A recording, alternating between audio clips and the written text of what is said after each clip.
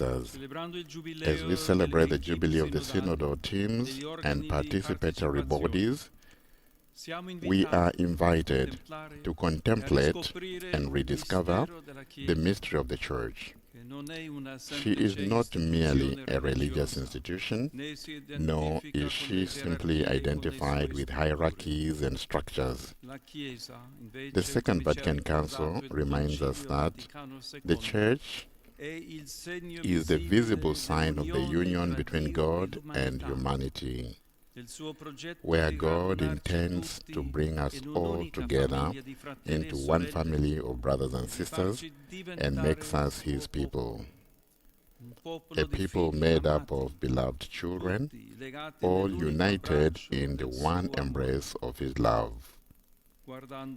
Contemplating the mystery of ecclesial communion, generated and preserved by the Holy Spirit, we can also understand the meaning of synodal teams and participatory bodies.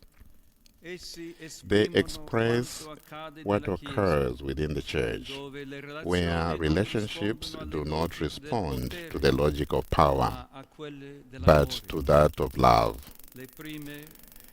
The former, to recall a constant warning from Pope Francis, is a worldly logic, constantly. Conversely, the Christian community are called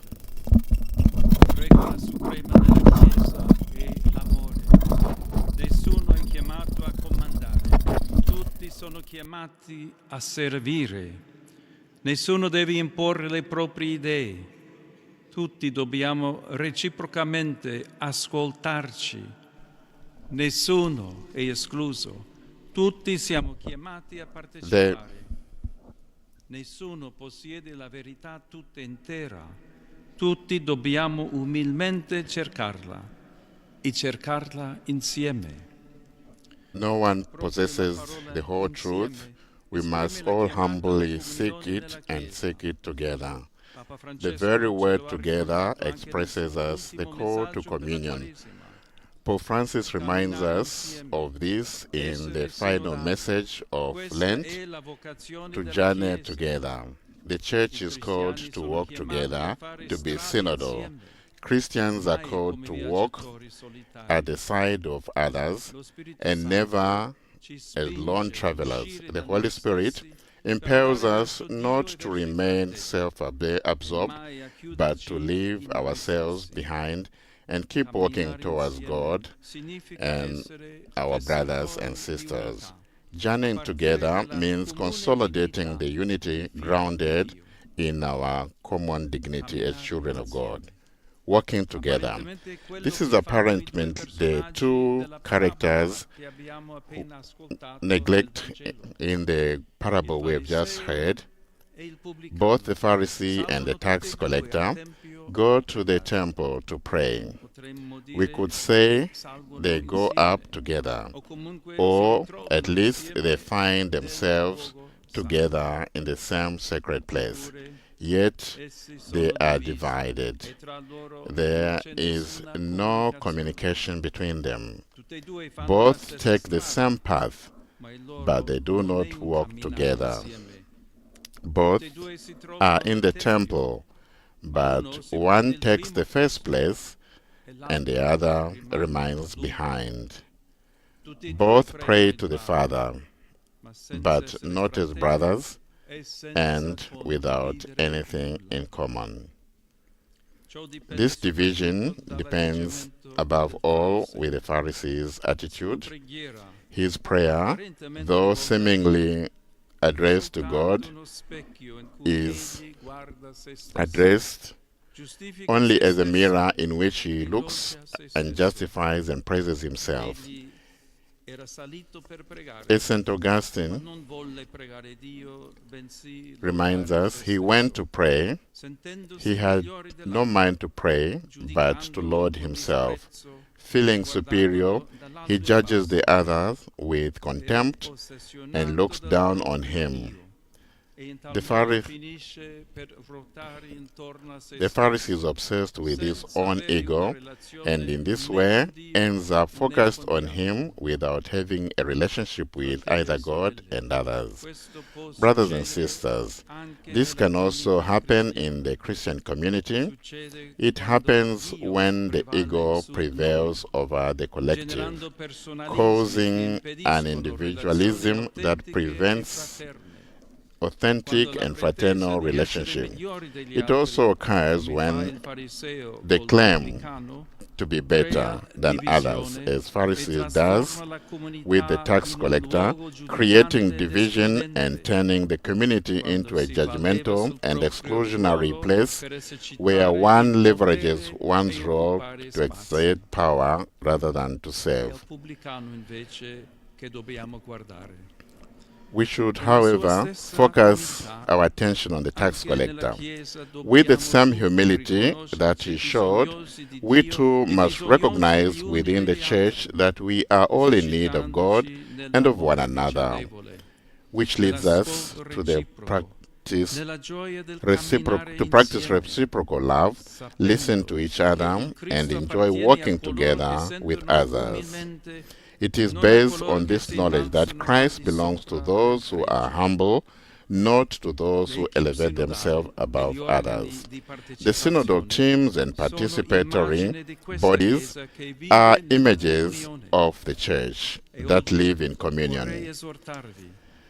Please trust me when I tell you that by listening to the Spirit in dialogue, fraternity, and parousia, you will help us understand that prior to any differences in gender or role, we are called in the Church to work together in the pursuit of God by putting aside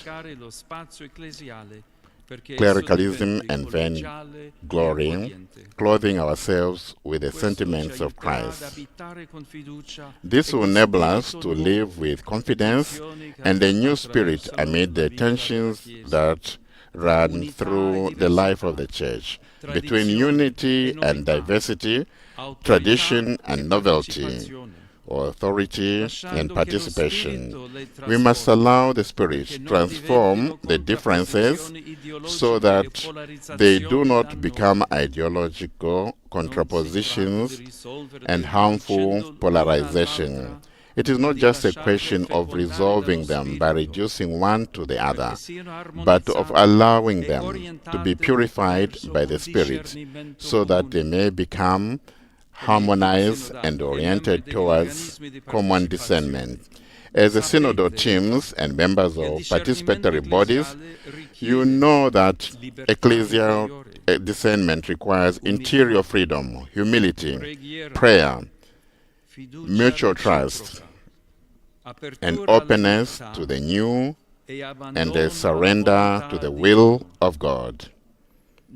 It is never just a setting out of one's own personal or group point of view or summing up of the differing individual opinions. Being a synodal church means recognizing the truth is not possessed but sought together, allowing ourselves to be guided by a restless heart in love. Dear friends, we must dream and build a more humble church, a church that does not stand upright like the Pharisees, triumphant and inflated with pride, but one that bends to wash the feet of humanity, a church that does not judge as the Pharisee does to the tax collector, but becomes a welcoming place for all, a church that does not close in on itself, but remains attentive to God so that it can similarly listen to everyone. Let us commit ourselves to building a church that is entirely synodal, ministerial and attracted to Christ, and therefore committed to serving the world. Upon all of us, the Church spread throughout the world, I invoke the intercession of the Virgin Mary with the words of the servant of God, Don Tonino Bello, who said, Santa Maria, Holy Mary, Donna Mother conviviale, of conviviality, alimenta nelle nostre nourish in chiese our lo church spasimo the desire for comunione. communion. Aiutale a Help them to superare le overcome divisioni the internal interne. divisions. Intervieni quando Intervene nel loro when grembo the demon serpeggi of demoni della discord discordia. creeps into their midst. Spegni i focolai delle Extinguish the fazioni. fires of factionalism. Componi le reciproche contese. Reconcile mutual disputes. Stempera le loro Diffuse rivalità. their rivalries. Fermale quando decidono Stop di them mettersi when in they proprio, decide to go their own trascurando la way, convergenza neglecting su progetti convergency comuni. or common projects. Ci concede il May Signore the Lord questa grant grazia. this grace Essere to be radicati rooted nell'amore in di God's Dio love, per so vivere in that we may comunione love tra in di noi communion, we may live in ed communion essere, with come one Chiesa, another and be a testimoni church, di unità e di witnesses amore. of unity and of love.